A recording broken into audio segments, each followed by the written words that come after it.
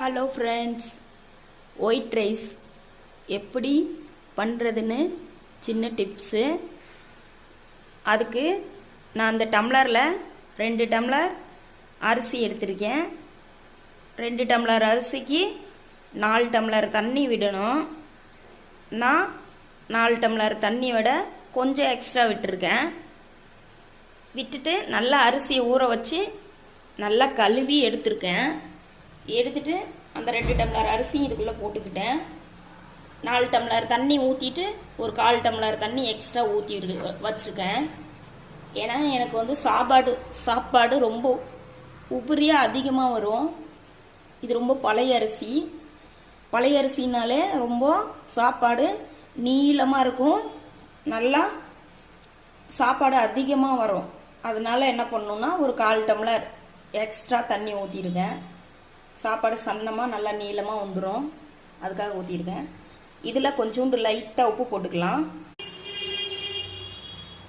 எதுக்கு உப்பு சேர்க்குறோம் அதுக்கு அப்படின்னு பார்த்தீங்கன்னா, சாப்பாடு கொஞ்சம் டேஸ்ட்டாக வரும், நல்லாயிருக்கும்.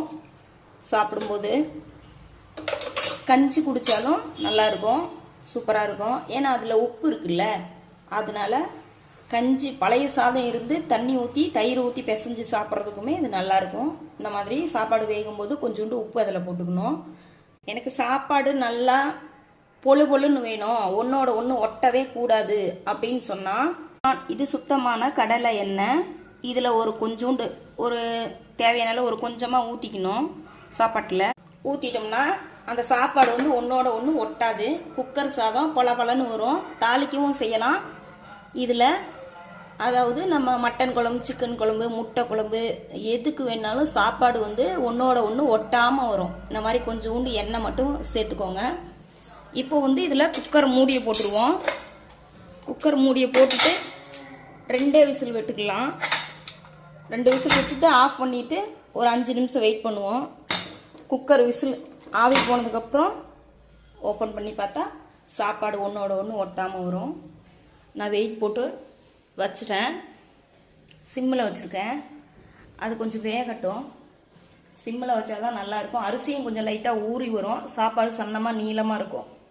இந்த மாதிரி ஃபாலோ பண்ணிக்கோங்க ஃப்ரெண்ட்ஸ். உங்கள் வீட்டில் நீங்களும் இந்த மாதிரி வைங்க. Bye friends.